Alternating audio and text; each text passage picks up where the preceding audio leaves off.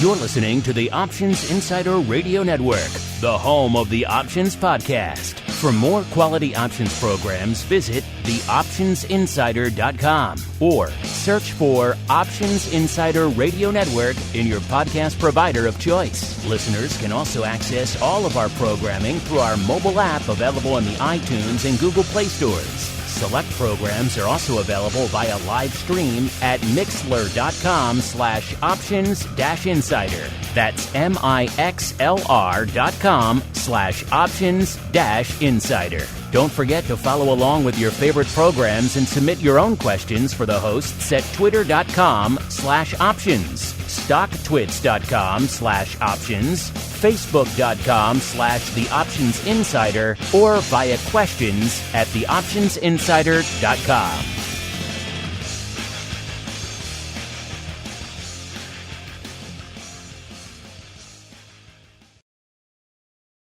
Gold, crude oil, corn, soybeans, and more.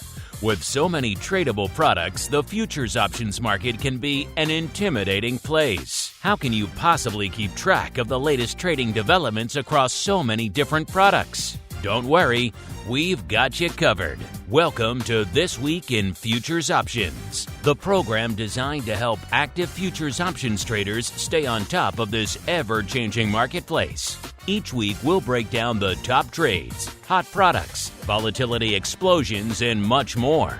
This Week in Futures Options streams live, so be sure to check out our live stream via the Mixlr app.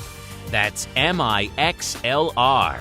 Or join our live chat room at mixlr.com/options-insider. Whether you're an experienced veteran or a newcomer looking to separate the wheat from the lean hogs, This Week in Futures Options has the information you can't find anywhere else.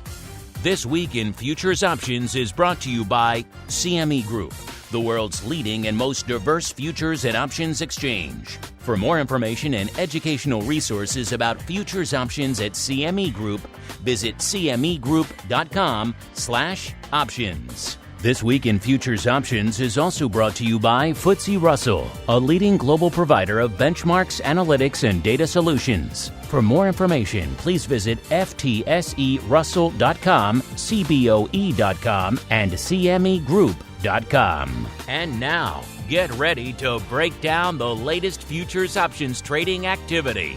It's time for This Week in Futures Options.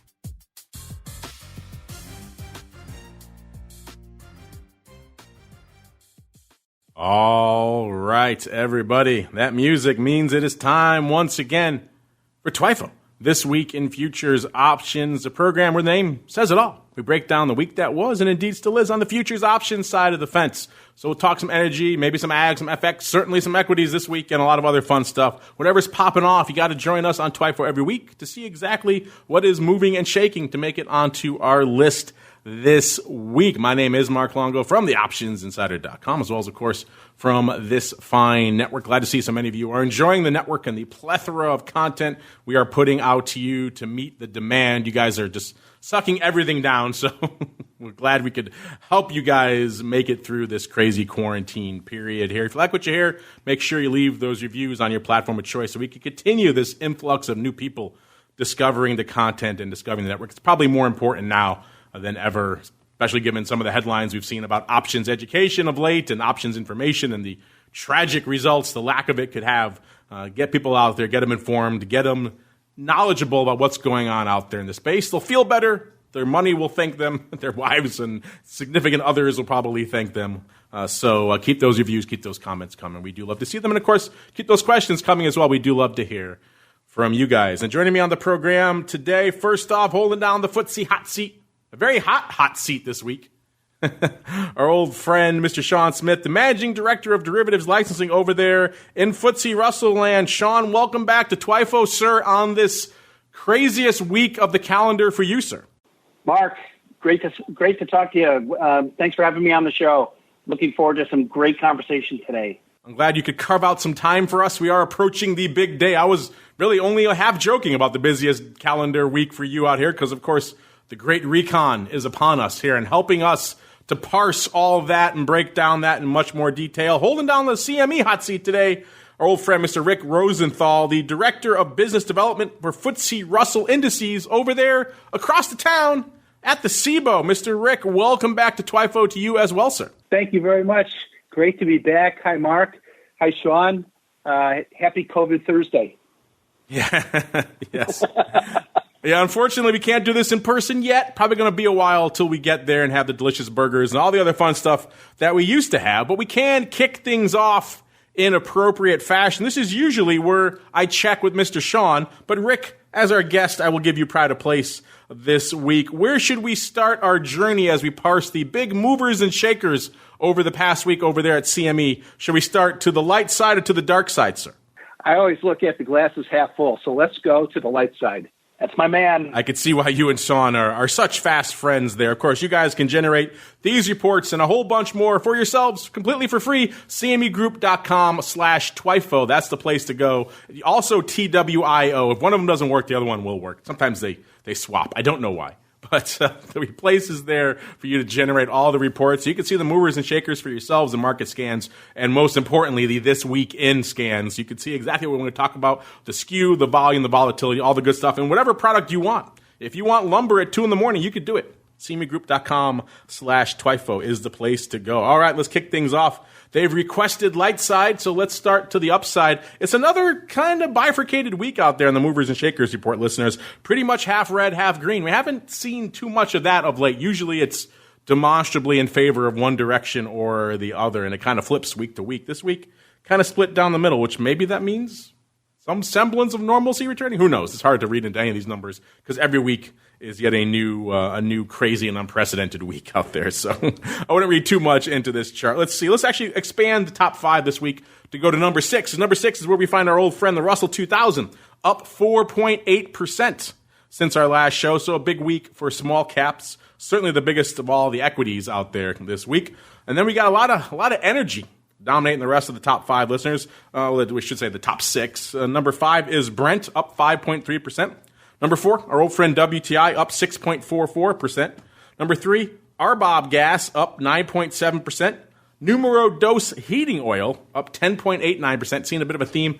And then number 1 with the bullet this week, breaking away from the energy, we got lumber, up 12.14%. Now let's go to the dark side. Number 5 to the dark side this week, lean hogs, off 3.55%. Number 4, our old friend KC Wheat, broke it down a little bit last show. It's off 3.78% again this week, so it's been an interesting couple of weeks out there in wheatland. Number 3, iron ore, off 3.86%. Name that moves a lot. Hasn't been a huge option story. Number 2, nat gas, so one of the few energy movers to the dark side this week, off nearly 11%, 10.9%.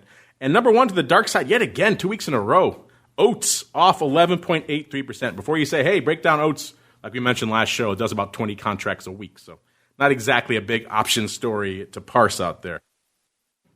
All right, but we have to kick it off since we have holding down the hot seat, our equity specialist. Let's get on out to there first, because it was a crazy week out there in small caps. And before I start parsing all of the data points that lead us into where we are right now, let's catch us up. Rick, obviously I was joking with Sean earlier, but this is one of the crazier weeks on the calendar for you as well, which is, of course, it's Recon time. The big event is upon us. You know, we talked about this on previous shows where, you know, Russell Recon, always a big driver of volume, driver of interest, but it seems like just anecdotally looking at the listener mail we get for a program like this and the feedback on the network, and just in general, given everything that's happened this year, the pandemic, all the other madness, the sell-off, the rally, it seems like there's much more of a magnifying glass on Recon this year than pretty much any other year. So I'm curious, A, do you concur with that? Are you hearing that out there as well? More people are fixated on this than ever before. And then B, in light of that, what are you seeing? What are you hearing out there, sir? So Russell Recon is a fascinating process. Unlike other index providers, the revision takes place once a year, and it's an 8-week process. So it starts off in May, and week by week there's a disclosure of potential additions, deletions to the index, and it kind of telegraphs to the marketplace which stocks within the Russell family. And your audience may already know, the Russell 3000 is encompassing all the listed U.S. Companies. So it breaks out where the top 1,000 in terms of market cap would be the Russell 1000, which has a very high correlation to another very large cap index. And then you have the Russell 2000, which is, even though it's in name, it's 2000, it can vary between, 1980 to over 2,000 stocks. But there's a banding, depending on the market cap, where there are companies within the Russell 2000 over the past year may have actually increased in their market cap and qualified to go up into the 1,000.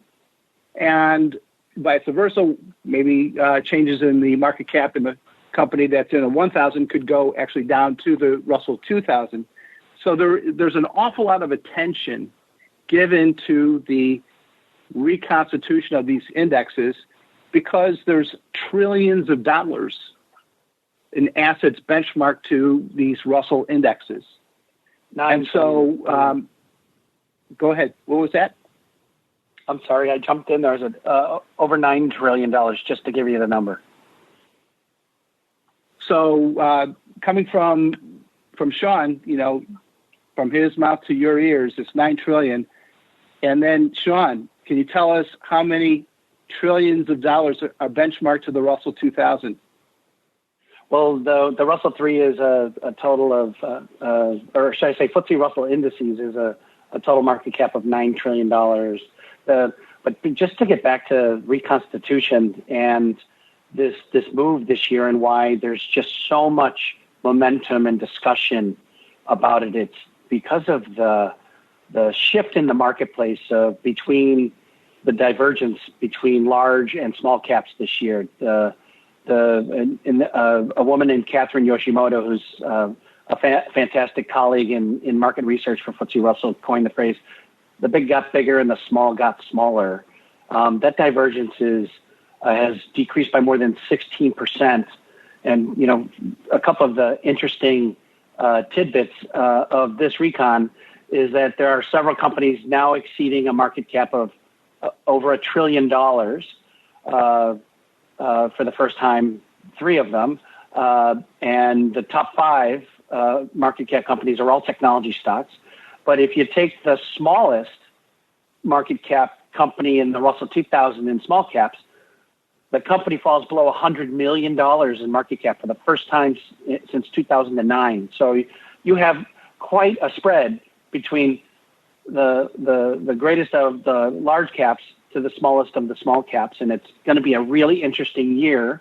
And Recon, because of the projected additions and deletions that were announced. So there's going to be 143 projected additions and 205 projected deletions from Russell Indices. Again, that's preliminary, but big numbers. So we're looking for a very, very large, momentous trade on the close on Recon Day, Friday, June 26th. Very exciting day. I hope that helps.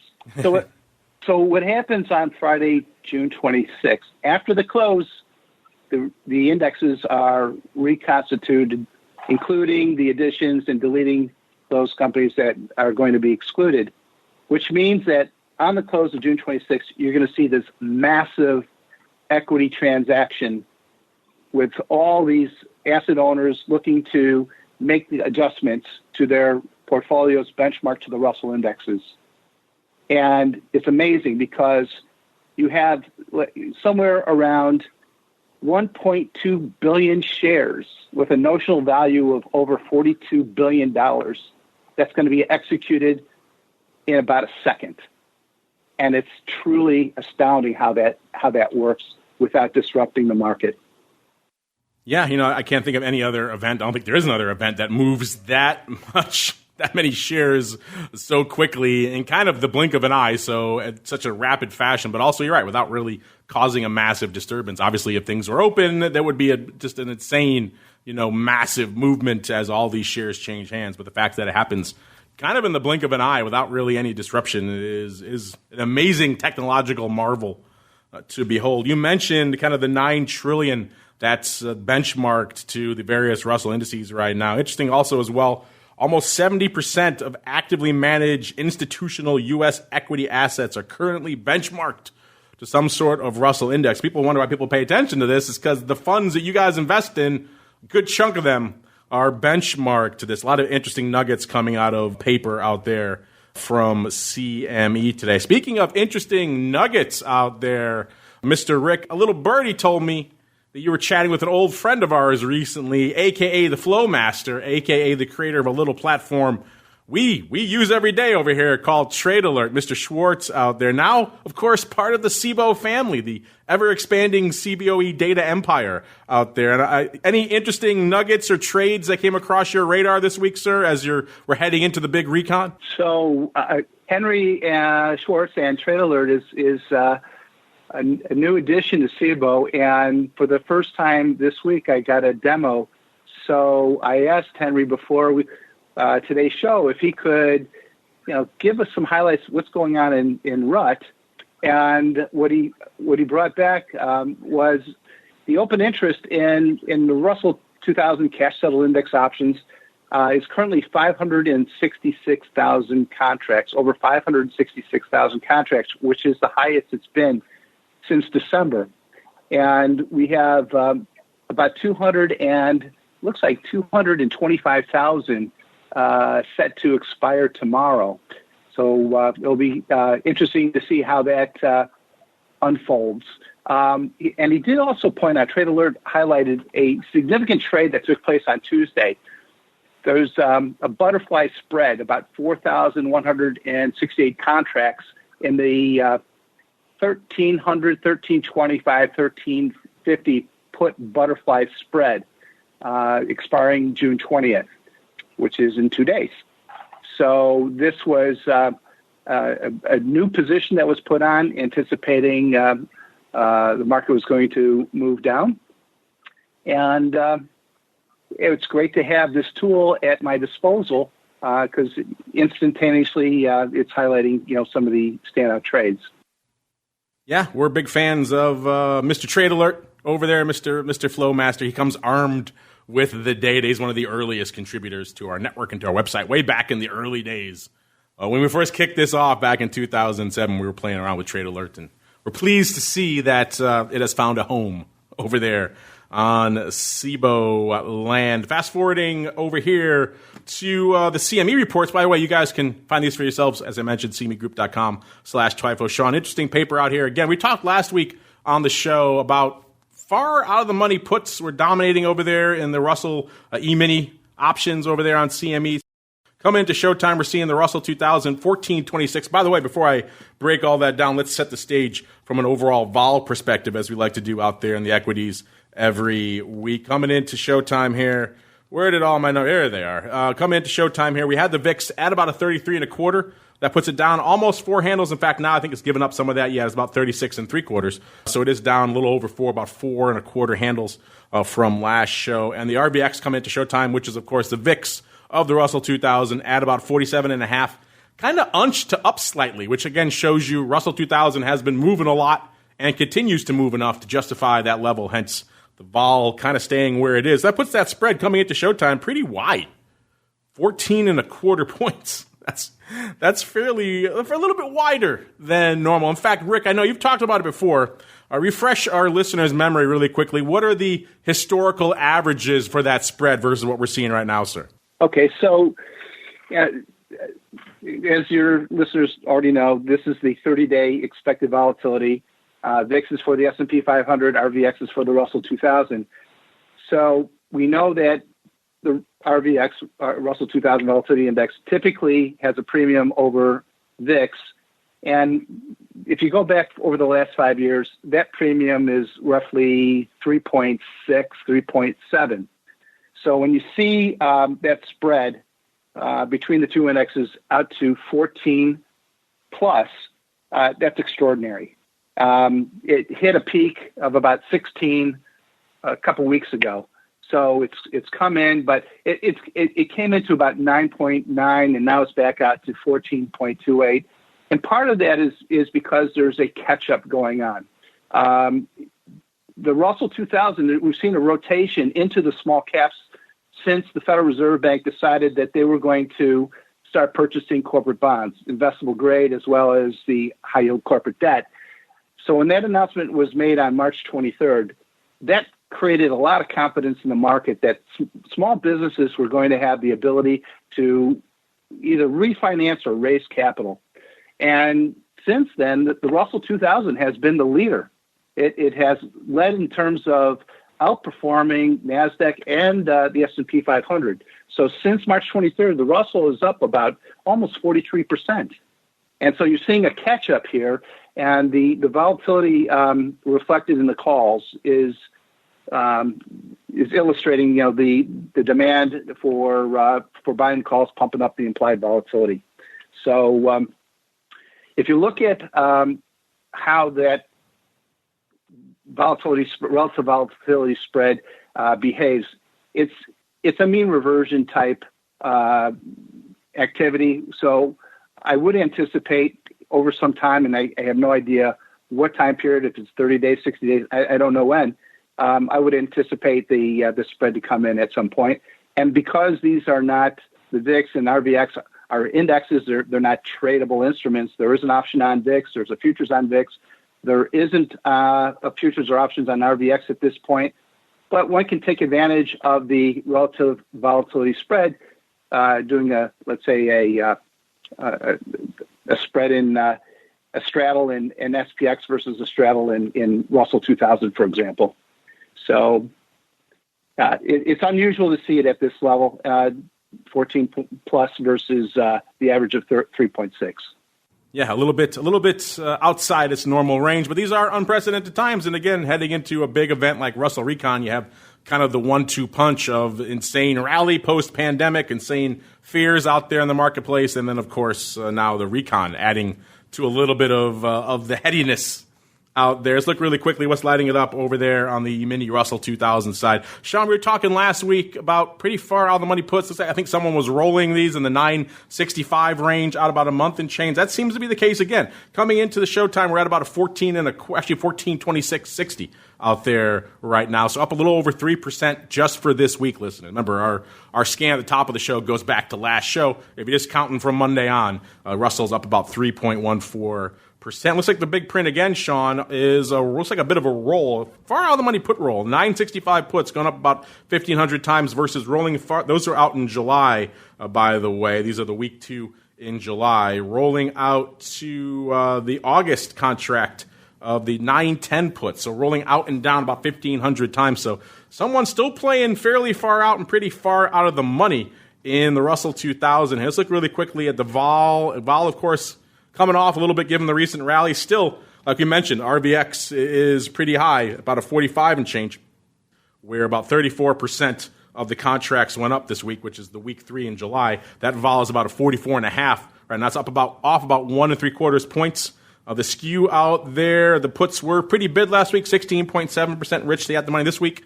Still pretty bid, 16.2% rich. The calls, 14.7% cheap. This week, even cheaper, 15.7%.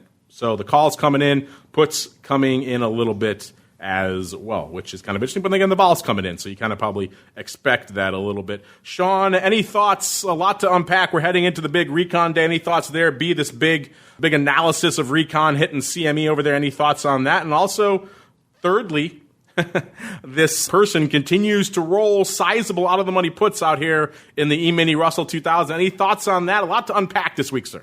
There is, and as you know, it's roll week, right? So futures contracts are rolling from June to Sep as well. So I think the theme of rolling positions is in everybody's mind in futures and in options this week. So I think that has something to do with this move. But volumes are massive. CME posted a record in daily volume in Russell 2000 futures this week. Just under 700,000 contracts. Again, that's due to roll volumes and along with volatility volumes. But the liquidity and the tight bid ask for these transactions has just been fantastic. And not only that, but open interest on CBOE's RUT options is really high, just under 600,000 contracts, which is the highest it's been since, I think, late last year. And we can confirm this with Rick, but very exciting to see that because one, that's an anchor of investment, that's an anchor of hedge, and that's that harvesting premia and portfolio enhancing type of transactions that are taking place in RUT options at CBOE.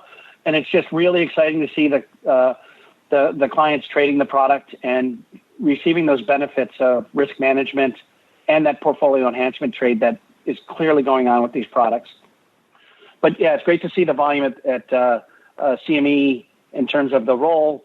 And again, CME put out a nice blog today in terms of things to do with Recon in consideration. So you can probably blast that out at some point in time. I'm sure CME has sent that to you, Mark. So lots of exciting things coming up, and it's been just a fantastic trade, and I think people are getting in and getting out the way they want to within these products. Lots of exciting things to come on this show as well. We can probably talk Russell 2000 for the rest of the show. We have to get some other products. I do believe, spoiler alert, we have some more questions for you guys coming up in the listener mail a little bit. Before we do that, give us some quick final thoughts on Russell 2000, Rick, before we head on into a few other products, then get into some listener mail, sir.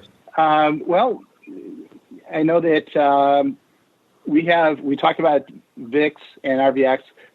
CBOE is planning to launch a mini VIX product. We've noticed that CME has had tremendous success with the micro futures, and so there's an appetite, there's a demand for contracts that have a smaller notional value. So stay tuned for our mini VIX futures contract, which will be 1/10 size of the larger VIX.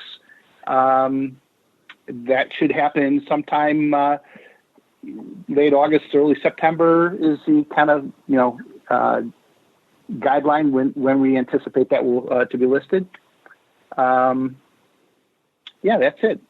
All right, but that's not it for the show, listeners. And Sean and Rick get to take a break before they get to dive into your deluge of Recon questions. As I mentioned, a lot of big movers and shakers out there, a lot of it on the energy side. I was hoping maybe get a little iron ore in. That's off maybe 3.86%, but no contracts trading it up this week in iron ore on the options front. Oats, like we mentioned, not really a big story out there. So let's head on out to our friend that a lot of you still have questions about. A lot of you are still trading up, whether it's in the options or futures themselves or through a lot of the various ETPs. It's, of course, WTI coming into showtime at about a 39.10. That puts it up 7.09% just for this week. So up even more this week than it was since our last show.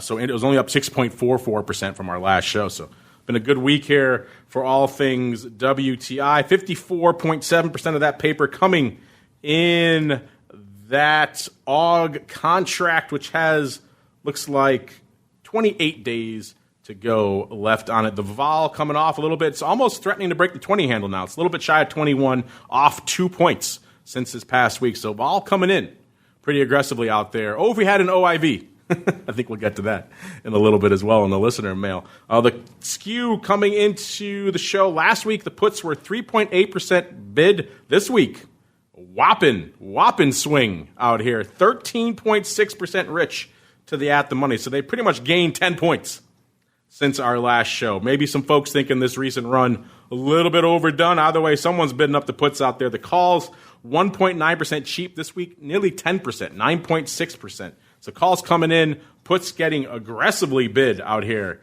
in August. That maybe shows a little bit of concern about what's going on out here. You can look at the shift and slide skew tools for yourselves, listeners, to see exactly how that breaks down from a shifting along the skew curve to a slide, or shifting of the skew curve, I should say, to a slide along it. Not a huge jump out here. This means 7% is big, but not that crazy compared to what we've seen of late. So I don't think we're shifting too much out there. Let's go on out to what we're seeing here from an overall volume perspective.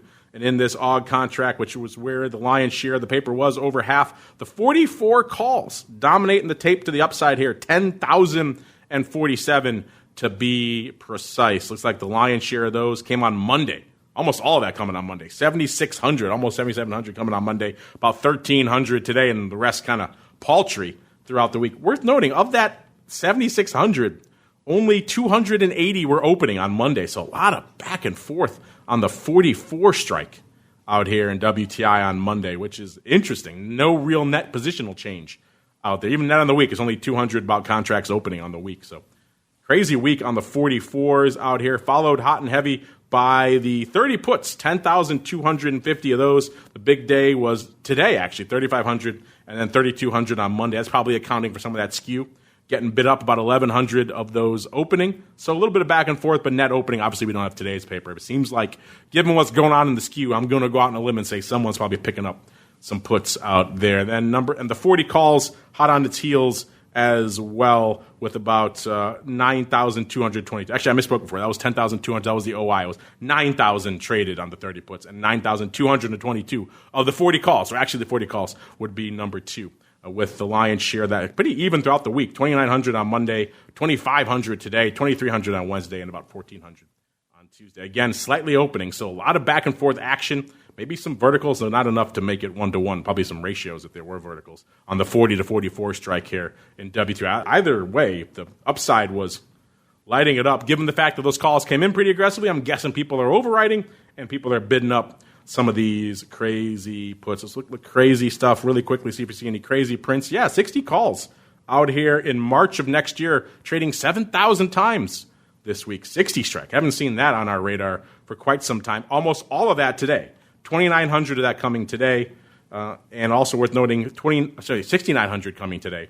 And then 2,900 of the 50 calls going up. So not quite a 1x2 maybe if there was indeed a vertical. But a lot of that trading out here today, maybe a 50, 60, funky 1x2 and change out there. Either way, a lot of action in March 2001 calls to the upside here. Worth maybe noting if you're trading or looking at a little bit of WTI. Meanwhile, we have to keep on looking at some other products out here. You know, we do have a lot of questions from you guys as well, so I want to make sure we get a lot of you guys represented here on the show this week. So without further ado, I think we'll head on into a little bit of your futures options feedback.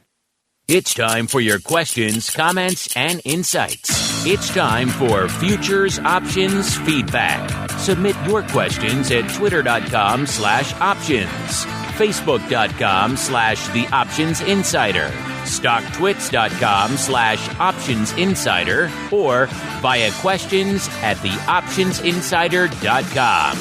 You can also submit your feedback via our Options Insider Radio Network mobile app, available for iOS, Android, and Kindle Fire devices. You can even ask your questions live every Friday at 3 p.m. Central via our Mixlr chat room. So grab the Mixlr app or just search for Options Insider at Mixlr.com. That's MIXLR.com. All right, everybody, let's kick things off. You guys have a lot of questions. As I alluded to at the top of the show, you guys have a lot of questions about small caps, so let's get into a bunch of those. Sean and Rick, put your question answering hats on. Gentlemen, let's start off. These looks like a combo of questions here. First off from Henry. I don't think it's the Flow Master, but we'll have to check. He wants to know, is there an expectation for an even greater flow of stocks around this year's Russell Recon compared to previous years? Thanks for this show and for taking the time to talk about small cap volatility. No one else seems to discuss this stuff. Keep it up. You're right. No one else really does discuss this stuff. In fact, if you go back and look when RVX was a tradable product and search for it, I think you'll find on our Volatility View show is the only program. This show didn't exist at the time. We would have talked about it here. We're probably the only outlet that ever really discussed it. So, yeah, we like small cap. We like things that are volatile in general, and we think you guys should pay attention to them too. So, yeah, we're fans of that. Here's a related question here. Maybe we'll combine this. This comes from the creatively named MBD1101. They want to know, you talk about the Russell Recon coming up a lot. How should that impact my trading? Is there anything that I should do because of it? Well, Rick, you're our guest, so I'll give you pride of place. If you have any order you want to take these, maybe if you want to start with Henry, and he wants to know if you guys are expecting even more changes this year as a result of Recon than in years past in terms of order flow. And then B, you just talked about that big butterfly you saw. You think anything else you're seeing out there that MBD should be aware of that may impact their trading? Have at it there, Rick. Well, thanks for the question. We did talk about earlier the expectation from FTSE Russell, at least for the Russell 2000, there's an anticipation of 143 additions and 205 removals on the Russell 2000 index. So that's not going to be that significant, number one. And number two, the size of if you look at from a percentage standpoint, the percentage turnover, overall turnover, has actually gone down over the years. I wrote a blog, which you can find at CBOE.com. There's a blog. It shows that the average percentage turnover on the Russell 2000 Recon was about 29.8 in the period of 1996 to 2005. Most recently, it's about 12.2. The number of stocks that would be added or deleted 96 to 2005, typically it was 495. Now it's roughly 235 net. So that's down. If you look at the performance of RVX on a monthly average, so time slice it January through December, 12 months, you look at over a 16-year time period, how is RVX compared to in the month of May and June compared to other months? And the average on RVX over this time period is about 20.4. But if you look at it relative, to the other months, May and June are in the low end of the range compared to, let's say, October, November, March. So the expected volatility during this Russell reconstitution period is typically pretty low. What we're seeing today is an elevated level of volatility, but it's unrelated to the Russell reconstitution. It has more to do with other factors in the market, COVID or Fed movement. So hopefully that answers the question regarding what's anticipated and the impact of trading. Well said there, sir. Mr. Sean, anything you want to add there for either, what were their handles again, Henry or MBD 1101, sir? Have at it. Well, if this is Henry, the new addition to the CBOE family, Henry Schwartz, I am very much looking forward to meeting Henry, and I have to think that somewhere along our paths we have met somewhere before. So I'm looking forward to that in person post-COVID. But yeah, Rick made some really good points about the preliminary list of additions and deletions. But as several market analysts have spoken, that these numbers are going to create a tremendous volume on the close on June 26th. And there is a very strong prediction of a record volume day, which always is exciting. And again, the gap between the largest large cap and the smallest small cap is the widest it's been in many, many years, which is really interesting.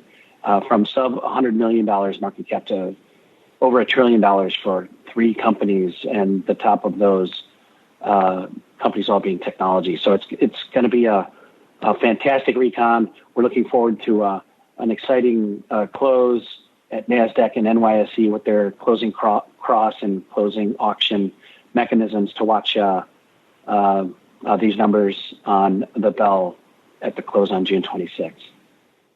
I hope that helps, and I think that's something Henry was asking about as well. Yes.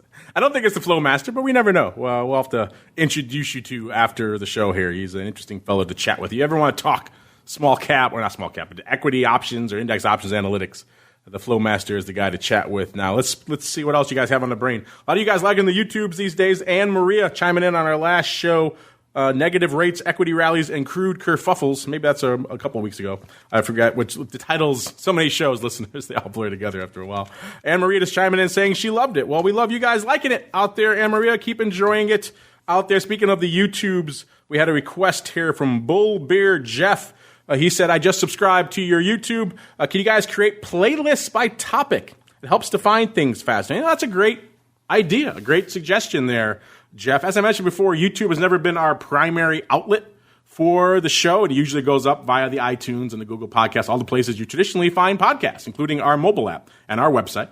But more and more of you, are enjoying, quote-unquote, listening to your audio via YouTube. So you have it on in the background on a tab on your browser while you're doing something else. We get it. So we make it available there for you, too. It's not something we put a lot of effort into because it's all automated on the back end of our system. That's why we didn't have playlists. But that request made it kind of interesting. So we have been dabbling a little bit with making that a little bit more appealing in terms of entry points. Right now there you'll find some playlists for some of our more popular shows, including TWIFO. So if you head on over to our YouTube page, just want to listen to all the recent TWIFOs, click on that playlist. You'll be able to do it. Vol Views, Option Block, Options Bootcamp, Options Playbook Radio. They're all there for you, as well as some more coming soon. I think Advisors Options up there as well. So we're making playlists. I think the idea of doing it by topic is kind of interesting as well.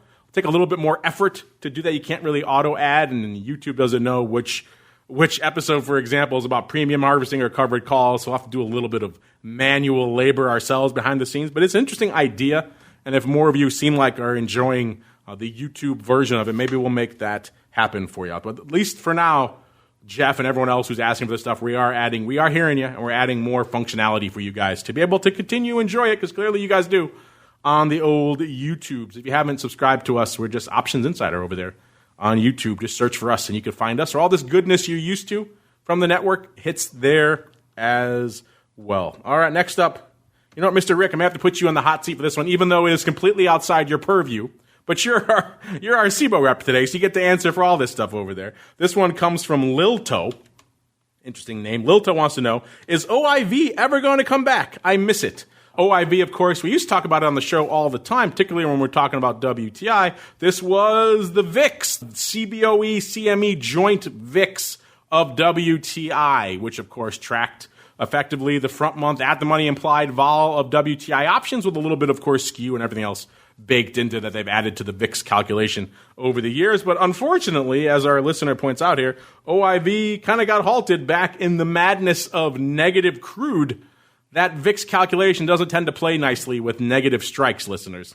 And so back on May 15th, OIV was halted at 244.43. And as far as I can see, it has not returned. Mr. Rick, I'm curious. You're the guy people talk to a lot about vol over there. Is this something you're hearing from other sectors? Do they want to see this product come back? And if you have any insight to share with our listener, Lilto, about maybe will we ever see this product getting disseminated again, have at it, sir. So first I want to thank Lilto for the question. Really appreciate the interest, but I have to give you an honest answer. I don't know. So if you want to send me an email, rrosenthal@cbo.com, I'm happy to look into it and come back to you after I get a good answer for you. So unfortunately, I just don't know. There you go. Send me an email. We'll dig into it a little bit for you. It's a question I've had for a while now, because obviously negative options are no longer trading in the front month there in WTI, so it seems like the formula should be able to be calculated again. Maybe there's some dissonance of getting the data back and forth between CBOE and CME. I don't know, but it's worthy. We had Derek on the show. Too bad we didn't have time last week. I would have loved to ask him this as well. He's the kind of keeper of all things options at CME, what we can get from their perspective.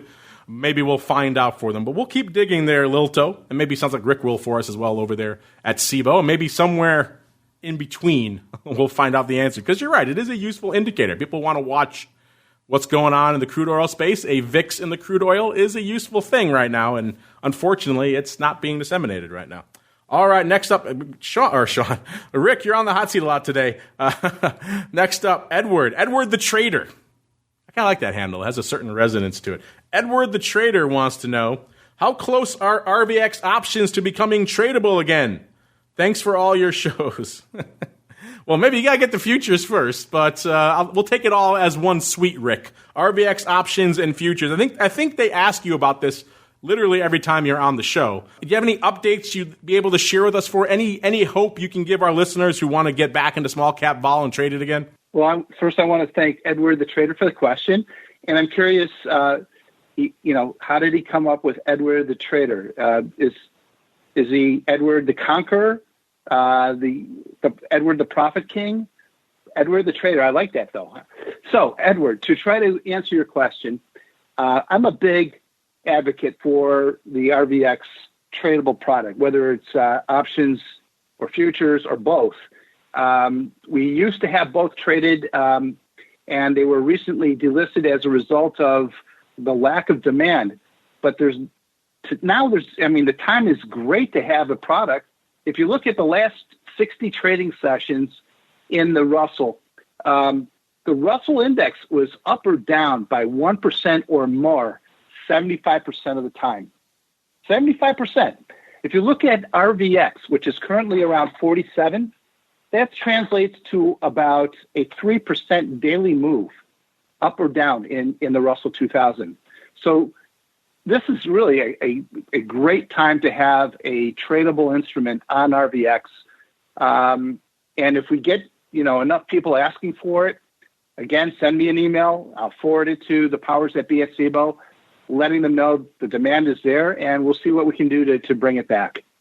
Love the question. Thank you. Well, there you go, Rick. You have our permission to borrow this question here and forward it along to the powers that be over there at CBOE. Maybe I'm sure our listener will agree to it as well, since they did send it into us. Sean, anything you want to add? I know our listeners have been bugging you about this for a while, about the prospects of the return of RVX, sir.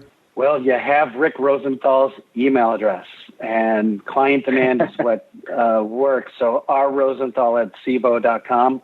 Use it. Reach out to him on the desire to bring back a Russell Volatility Index future and subsequently options as well. So really look forward to it because it's a topic of discussion every single week on the show. And I know we're going to have a moment to go through this, but Rick, thanks for being on the show today. My pleasure. Thank you, guys. Well, we're happy to have you on. We're not quite done yet. We got a couple more fun questions here. We got a lot of questions, actually. We'll see how many we could squeeze in. This next one is kind of interesting. It comes from Mellon. Well, they're all interesting, listeners, but this one is a little bit of a different thread than we've had before.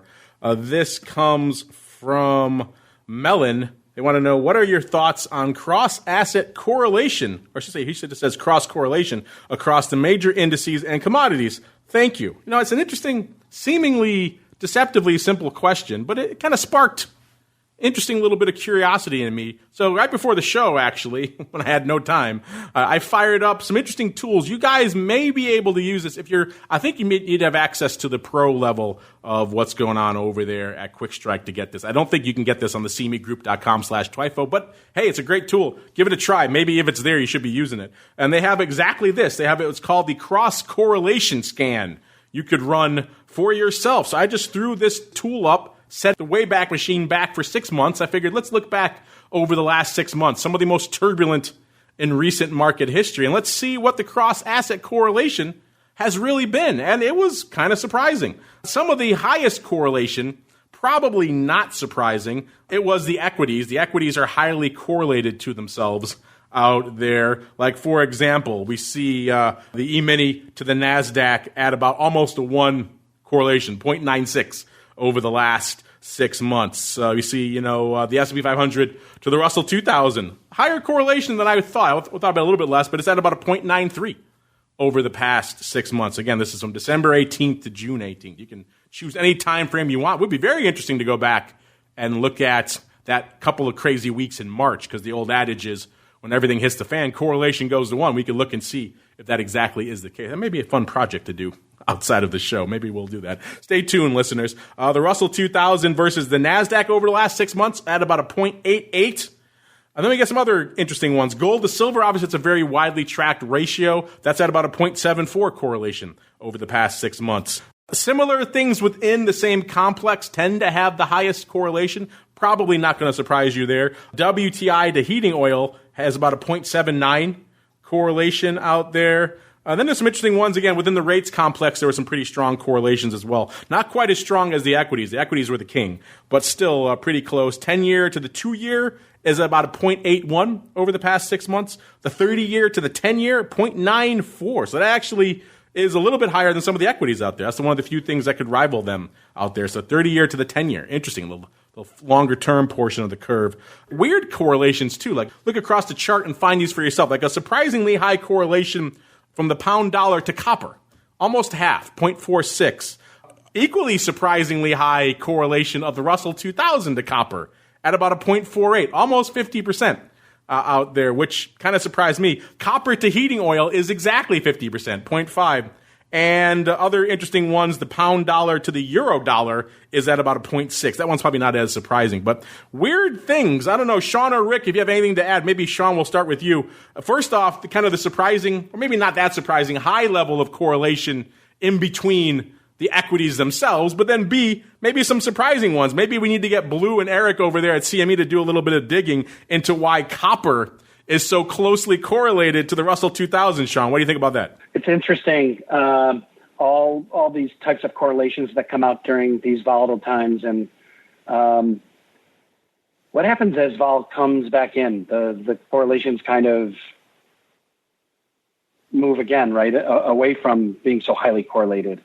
Or do some of them maintain? I think that right now that there's such a tremendous volatility that there's volatility trade that, and we talked about this in regards to the correlation between RVX and VIX, as well as the markets get extremely volatile, the beta of these go to 1, and they travel in tandem and they did for quite a period of time this year. Very, very interesting to see. But now, as you see, the VIX and the RVX spread is 14 and change wide, right? So it's again still a very interesting trade. But yeah, it's very interesting to see how so many products that you would think have no correlation at all actually do when it comes to metals and equities or rates and other products like commodities and things. So it's an interesting trade and creates all types of tremendous opportunities to trade with. The liquidity, you find it in CME and their products and at CBOE as well.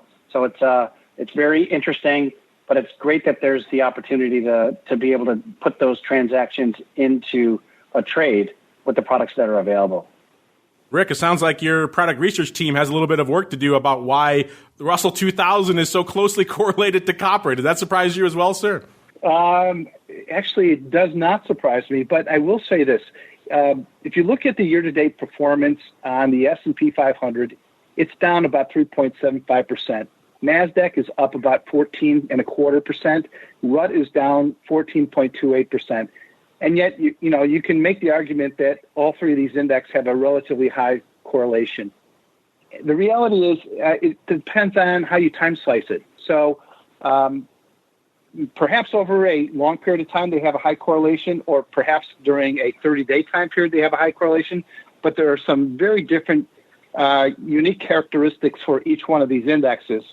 And one thing that I would advise any investor trader to look at is look at what is the sector weightings for these indexes, because that is going to have a material impact on the performance of that index. And if you look at the Russell 2000, you can see that it's weighted more heavily towards financial services and energy and underweighted in technology. One of the biggest divergences between the Russell 2000 and the large caps is the underweighting of technology in the Russell 2000. So I wouldn't necessarily get caught up in correlations, because as you can see in the performance this year, there's some significant divergences. Well said, sir. Yeah, you're right. Correlation, not exactly causation, but interesting nuggets. Great question there, Mellon. Kind of sparked a lot of interesting, I think, ancillary things for us to digest and analyze on futures. I know I'm going to start playing with this tool a little bit more myself and try to find some interesting nuggets for you guys. You guys can do it yourselves if you have the pro version. I'm not sure, again. You can go to cmegroup.com/TWIFO. I'm not sure if you get access to this. If you do, you should be playing around with it. It's pretty interesting stuff out there. Again, that's just for the last 6 months. You can choose any time frame you want. Longer term would probably give you a little bit more insightful stuff, but we wanted to narrow it down to this tumultuous, crazy last 6 months out here. Unfortunately, that music means we've come to the end. How does this show fly by so quickly? I don't know, but we'll have to talk more about all this fun stuff. Next week we'll have a little bit to look back in the rearview mirror on all things Russell Recon then as well. But Mr. Rick, as our guest, I will give you pride of place once again. You kind of mentioned some of the mini contracts you guys have coming out, kind of embracing the mini/micro trend everyone seems to be jumping on these days. Anything else you want to leave our audience with? Any hints, any teases of what you guys have in store for them? Now is the time, sir. The floor is yours. Well, thank you very much. Thank you again to you, Mark, and to Sean and FTSE Russell. It's really a privilege to participate. We're excited about the growth that we're seeing in RUT. The Russell 2000 ecosystem is having a fantastic year. And so I encourage you to keep your eyeballs on the small cap. We might have a mini RUT index options coming out later this year that's in the pipeline for development, but nothing firm yet as far as launch dates. And I'd like to say that Monday, we reopened the floor, and I'm happy to say that we do have open outcry auctions now taking place as of Monday, and everything seems to be working very well. So for those who want to trade in big size, we're ready for you.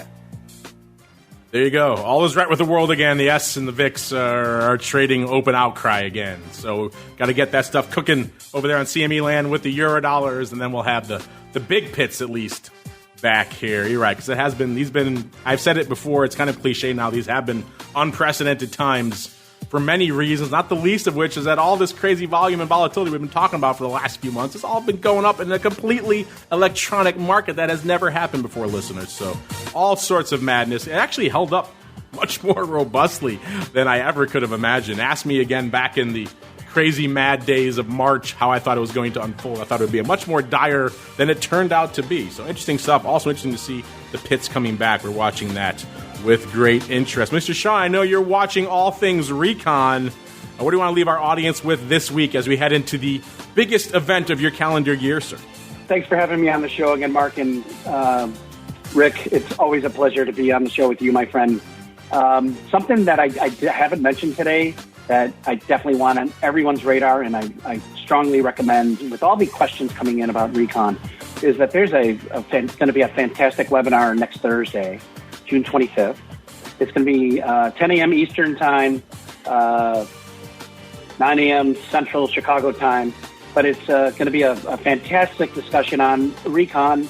It's going to include a star from CBOE, Jamal Chandler, who's a senior instructor of market insights at CBOE, a great colleague of Rick's.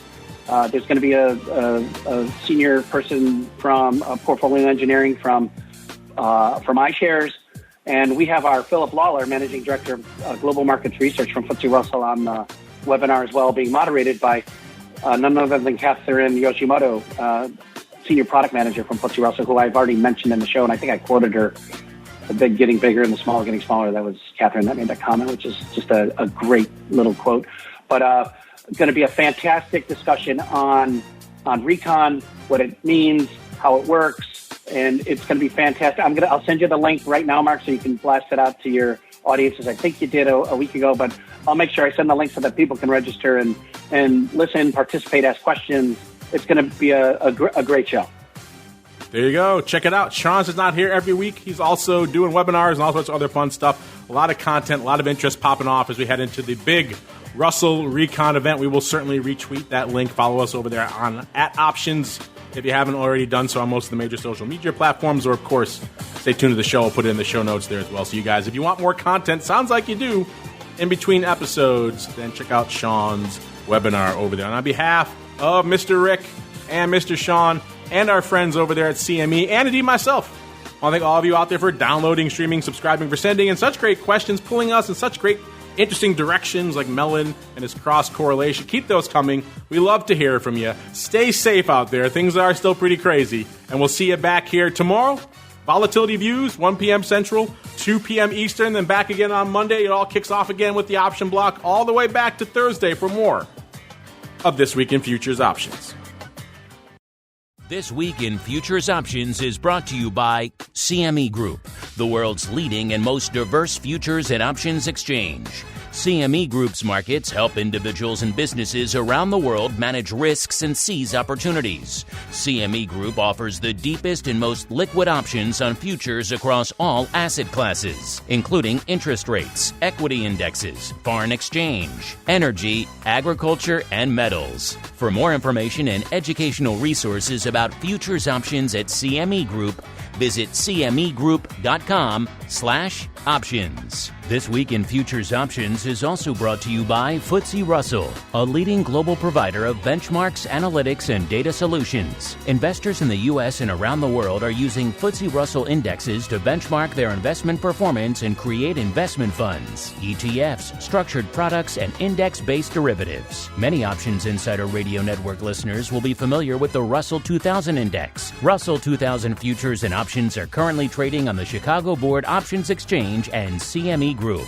For more information, please visit ftserussell.com, cboe.com, and cmegroup.com. This broadcast is intended for informational and educational purposes only and does not constitute trading advice or the solicitation of purchases or sale of any futures or options. The rulebook of the applicable exchange should be consulted as the authoritative source on all current contract specifications.